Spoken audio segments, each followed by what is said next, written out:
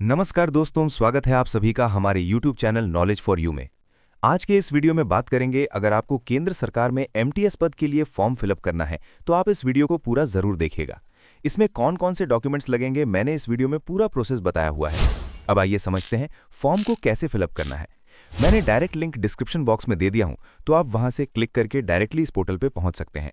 अब यहां आप आएंगे तो इस तरह से आएगा, रजिस्टर नाउ। नीचे आएंगे, रजिस्टर नाउ बटन पे क्लिक करेंगे।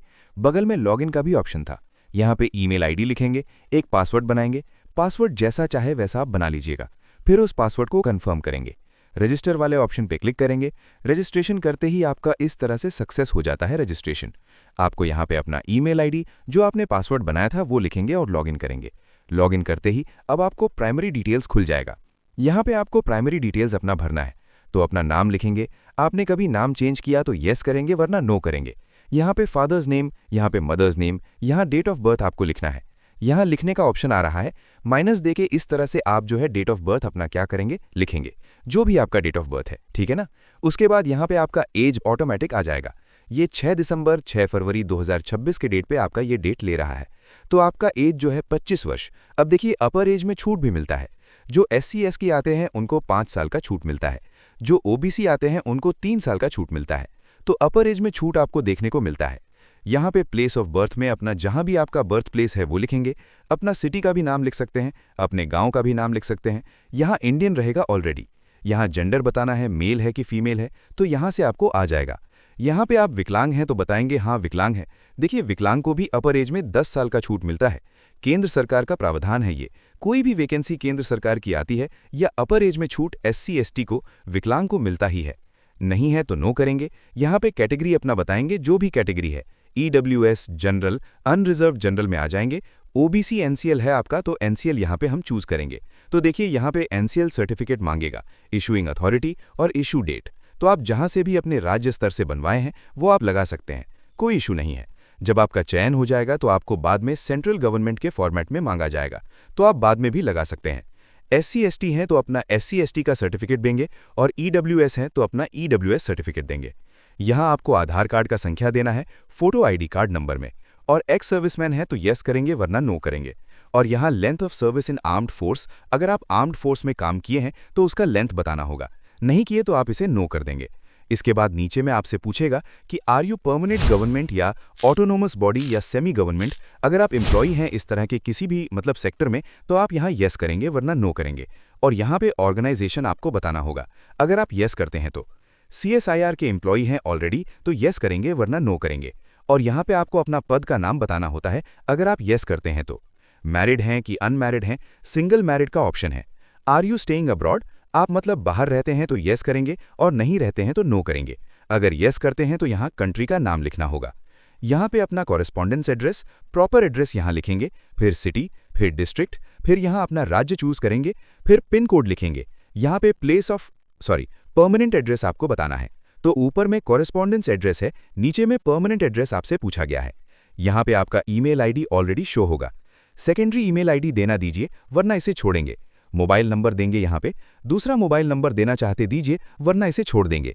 तो एक मोबाइल नंबर यहाँ हम लिख देंगे, बाकी ये ईमेल और ये वाला ऑप्शन छोड़ देंगे हम। कोई रिलेटिव है आपका CSIR में तो आप यहाँ येस करके और उसका यहाँ पे जानकारी, उसका नाम, उसका पोस्ट, और यहाँ पे रिलेशन और लैब या इंस्टीट्यूट नेम कहाँ पे है तो बता सकते हैं, वरना इसे नो करेंगे। ये रेफरेंस आपका कोई है तो आप बता दीजिएगा, नहीं तो इसे छोड़ देंगे और यहाँ सबमिट करेंगे। जैसे फ्रेंड्स आप ये जानकारी सबमिट करेंगे, ये डेटा आपका सेव होके आगे सक्सेसफुली यहाँ पे अगला स्टेप खुल जाएगा। यहाँ पे आपको पोस्ट बताना है, MTS आएगा। पोस्ट कोड चूज करना है, तो देखिए मैंने आप लोगों को बताया था M1 M2 ऐसे करके आ रहा है ना, M01 है, 02 ऐसे करके आ रहा है। तो मैंने आपको नोटिस में भी बताया कि अलग अलग पोस्ट वाइज यहाँ पे क्वालिफिकेशन है। तो जो सबसे M1 है उसमें सिर्फ मैट्रिक पास चाहिए, और बाकी का जो पद है उसमें मैट्रिक के साथ साथ ITI चाहिए। तो उसमें कुछ कम बेस पद हैं, इस तरह से आपको यहाँ पे दिया गया है।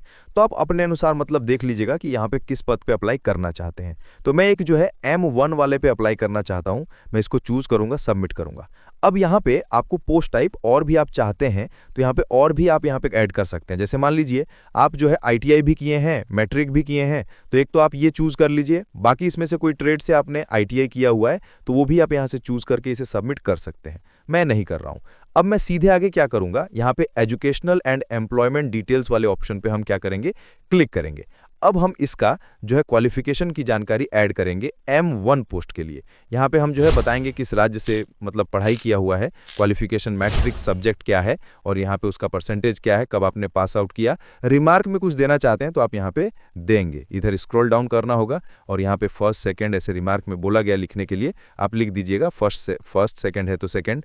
मोड ऑफ स्टडी में आप रेगुलर हैं कि डिस्टेंस है तो रेगुलर चूज करना है। सर्टिफिकेट यहाँ अपलोड करना है। तो ऐसे आप क्या करेंगे, मैट्रिक की जानकारी अगर आप इसके आगे पढ़ें तो उसका भी जानकारी यूजी किए हैं तो यूजी यानी ग्रेजुएशन वाला, ये पीजी है तो आप यहाँ पे क्या करेंगे बता देंगे। सिर्फ मैट्रिक तक पढ़े हैं तो मैट्रिक की जानकारी ऐड करेंगे और उसके बाद से यहाँ पे आपको सबमिट करना है, ठीक है ना। एक्सपीरियंस कोई है तो एक्सपीरियंस यहाँ ऐड कर सकते हैं, नहीं तो आप बिना एक्सपीरियंस ऐड किए ही यहाँ पे सबमिट करेंगे।